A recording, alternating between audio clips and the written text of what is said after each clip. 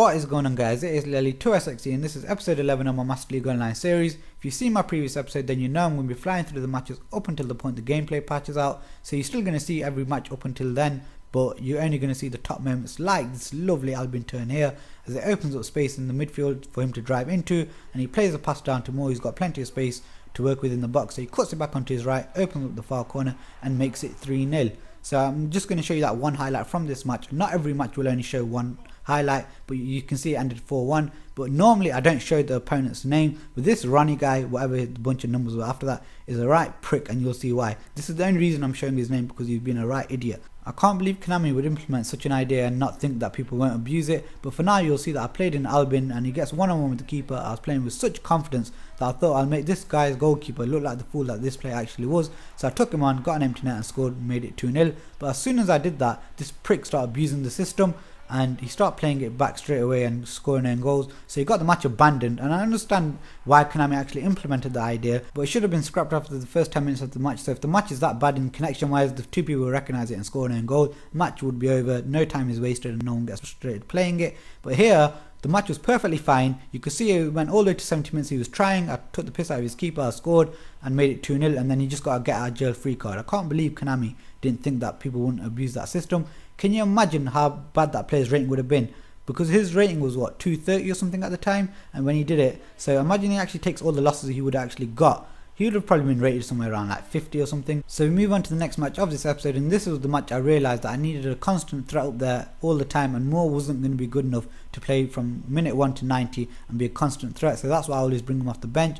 So I did play well and I actually had the better chances in this match, but I just knew I needed another striker. So you can see this guy's goalkeeper, even though he was a slightly stronger team, he didn't actually do much against me. Is his goalkeeper that actually got him on the match that match. But yeah, so I knew I needed another striker. So straight after that match, I went into the transfer market. I didn't want another quick player and that could just finish. I wanted someone like a physical presence. I was thinking Lukaku in mind, but obviously he was a bit out of my budget. But then I found this guy called Makakula who had the three things I was looking for. He was tall, strong, and he's got a good header. I got a bit of a bonus with him because he's got a speed of 81, but because I was looking for a target man, them other three things took priority. I wanted to sign a target man so he could give me another option when it comes to mixing up my style of play. I know a lot of people are used to defending against pace, but the good thing is because he's really strong and a lot of people don't come against strong strikers, they won't know how to defend against him straight away. So by the time they do, sometimes it's too late. I could be 1-2 goals to the good. But due to his work permit not coming through on time, I couldn't give him his debut this match. Nah, I'm only joking, he's on blue and I didn't want to give him his debut while he's on blue, but it didn't matter because Moore stepped up and he clinched the win with a lovely cushion volley on the back post. But then in the next match he does get his debut, and I needed him in this match because I was playing against a slightly stronger team. So you can see here he gets the ball onto his left foot, but then he cuts onto his right foot and he has a bit of space and he gets a decent shot on goal. But when he shoots, someone does get taken down in the box, so he gets a penalty and he gets the easy goal on his debut. But then the next goal shows you why I bought him. Just look at that, he just pushes him to the side like he wasn't even there. So easily done as well, and then he smashes it across goal. Looks like he gave the keeper the eyes there and sent him the wrong way. But you can see he's actually had a decent debut. I didn't know how to use him to his best. But then it also allows this tactic of, like I said, having a constant threat up front, and look at that, it paid heavy in this match as I got 5 goals and I won 5-1. So it was a great debut to have Makakula, not just for him but as the team effort as well, as it, you know, just got me 5 goals to 1. So in the next match I had quite a few chances, but this guy made me work for my chances. He didn't give anything away stupidly. He made me be a bit more creative in my build up, and a lot of people complain in this game that it's hard to take players on with a simple change of direction. Well, look at this for a turn. I didn't do no trick there, just a simple change of direction at the right time, and it turned out with a brilliant turn. Played in Makakula and Makakula smashed it into the far corner, gave the keeper no chance. And here again, it's all about timing. When you actually decide to turn, you got to do it at the right time when you think, you know, the defender has no chance of actually turning back in. If you do it aimlessly, then it's, you know, the defender will find it really easy to keep up with you. It's not as Pro 13 or 14 like, or sorry, Pro 13 or 12 like, where the turning's so easy.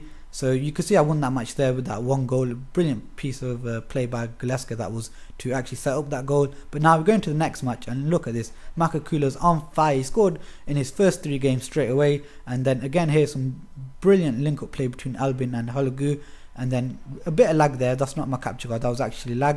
And as soon as I scored that, within about 10 seconds of that, the guy decides to quit and I get the points. So I don't mind when people quit and I get the points, but when they quit and cheat, then they're just being dicks like that. But in the next match I don't get off to a great start as he plays the ball down the line to Campbell. Campbell pulls it back to Lewis Leal, who has a good first time effort, and he wrong foots the keeper and makes it 1-0. Now this is a mistake a lot of people do. As soon as they let a goal in, they change their style of play like it's the last 10 minutes of a game and they have to chuck everything forward. Just watch what I do here. I keep my composure, I keep my cool. You'd actually think, if you didn't look at the top left, you didn't look at the score line, if I said to you, what do you think the score is, the way I'm playing, you'd say this guy's either winning or he's definitely not losing, because the way I'm just building up my player, I'm taking my time, I'm doing my own thing, I'll just wait for the opening to happen, I'm not forcing anything to happen. Now a lot of people actually just try to force things and it just doesn't work like that. That's got to be one of my favourite goals on my Master League Online career so far, because I just basically said to the other guy, you can go ahead, but it's not going to phase me, I'm still going to play my way and I'm still going to win this match. This clip I put in here just because of that first touch from Albin, and I love that first touch from Albin, and that was a decent first touch from Makakula to get his way on goal. He forces a decent save from the keeper, probably made a bit of a meal of it, but then this guy here, the only reason he does such a bad job in defending is because he's so rash. The first challenge he should have dealt with it there, and because he went in so early, he just gave Makakula so much like space to work with. And then here you can see a great finish, makes it 2-1. I thought I had the match won, and you'd be right to think that so late on in the game, but with just literally minutes to go, I go out wide and look what happens. I looked with so much disgust at this game when I saw that. I was like, what on earth is going on here? So I was like, come on, look, 86 minutes gone and that happens. So I was like, I've been robbed of so many wins like that now. But then in this next match, and it just gets worse actually, by the way, it doesn't get any better at all. It's not that I don't take the lead or I don't actually get in a winning position, because I do. You'll see here, I forced a good save from the keeper. Van Borad comes in and follows it up. Could have easily got cleared off the line, that one, but it's a good finish from Van Borad. Then Akkelberg receives a 1-2, which wasn't actually intended for him, but he ends up hitting the post. And then right here, this is the moment which really frustrated me. He plays the ball out wide to Carvajal, whatever his name is, and then look at this. My computer didn't freeze or anything like that. This was just the Konami servers, and the worst thing about this was it wasn't a waste of time. It actually gave me a loss for this as well. It said lost connection to the server, but then I thought, okay, it might have been my fault, but then I realized it wasn't my fault, because I went into the next match, and then so early on in this match, look what happens. Again, the very next match, same thing happens, and I thought, what's going on here? So then when I try to go back onto it again one more time, look what pops up.